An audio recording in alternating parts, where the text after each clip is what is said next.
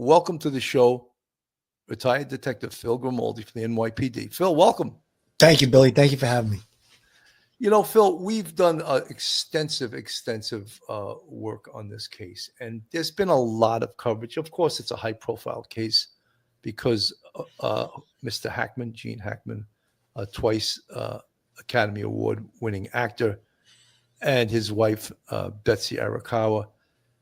And it presented itself enough so that the police felt that this was suspicious. But yet, as they take their time and break it down and look at the evidence, it sort of presents itself perhaps in a different way. And many people, look, I listen, I watch, I read, and I watch the chat on our show. And there's still many people that find this case highly, highly suspicious. That the one big thing, and Joseph Scott Morgan, who's a really respected death investigator, he said the number one thing that bothered him the most was that the front door was left open. And I think that can be explainable. But Phil, I'm interested to hearing your opinion from a police perspective, your thoughts on this case.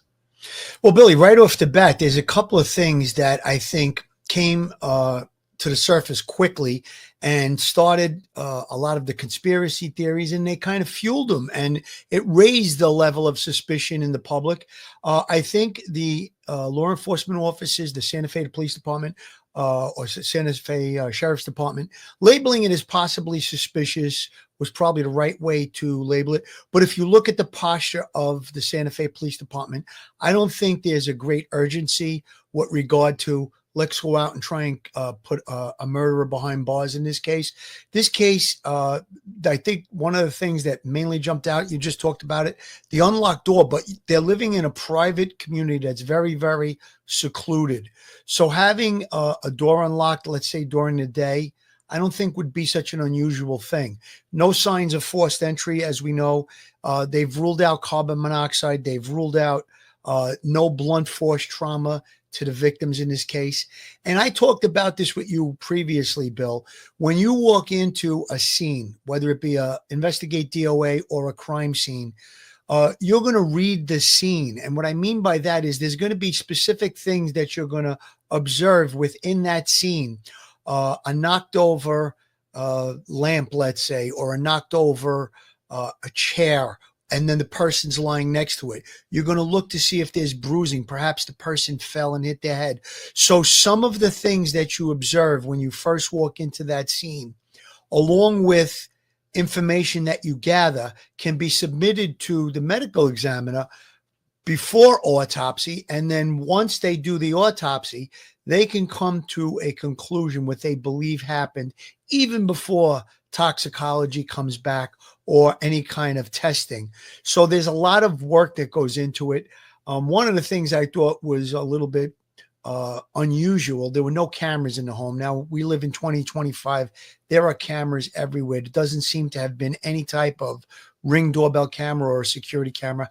However, that doesn't mean there aren't other cameras in the areas leading to the Hackman location, the Hackman home. So I'm sure that the investigators will be doing follow-ups.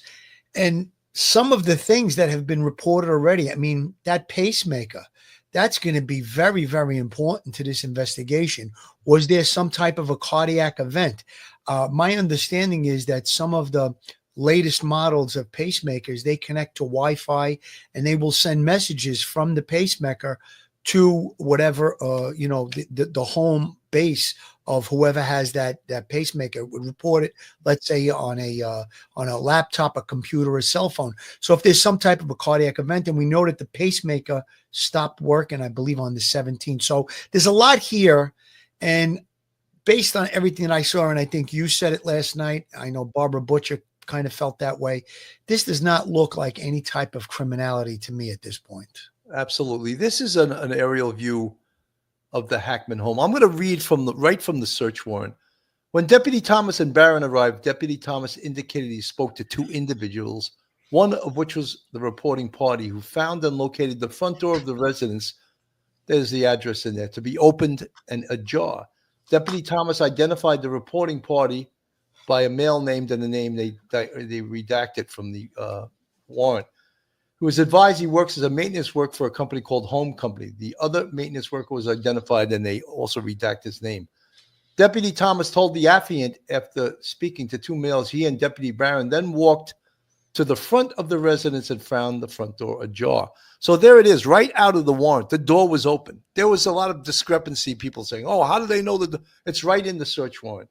He advised he did not observe any signs of forced entry in the home. There was another big thing that we mentioned.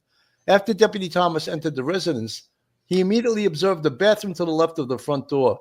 The door to the bathroom was opened. Deputy Thomas advised he observed a deceased female laying on the ground near the countertop inside the bathroom.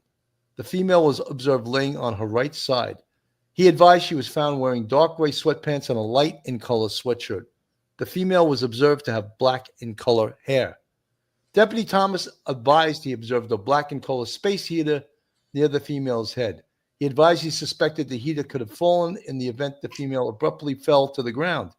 He advised he also observed an orange prescription bottle on the countertop near the deceased female. The prescription bottle appeared open with pills scattered on the countertop. Deputy Thomas advised the female decedent showed obvious signs of death, body decomposition, bloating in her face, and mummification in both hands and feet. Affiant learned Deputy Thomas and Barron continued to search the residence, where they then observed and found the deceased brown and colored German Shepherd canine. The deceased canine was located approximately 10 to 15 feet from the deceased female in the closet of the bathroom. Deputy Thomas and Barron then proceeded to clear the other portions of the residence. In doing so, they observed a pair of feet and legs on the ground near the kitchen area. Deputy Thomas identified a male to be deceased in an area of the home he believed to be a mudroom. The deceased male, who was found wearing gray sweatpants, a blue and color long sweat t-shirt, brown slippers, and a walking cane. Deputy Thomas indicated he observed a pair of sunglasses located near the decedent's left of his body. Based on Deputy Thomas's training and experience, he suspected the male individual had suddenly fallen. So that is what they were presented with in the house. So no signs of force entry, no signs of blunt trauma to either body, no gunshot wounds, no stab wounds, no bruising. So right away, the police response, they treat it with the utmost respect to the scene, and they handle it as a crime scene. As we mentioned in the book Practical Homicide Investigation by Vernon Gebert, a retired lieutenant squad commander from the NYPD, he says in his book, and quoting, always treat a death investigation as if it's a homicide until facts and circumstances dictate otherwise.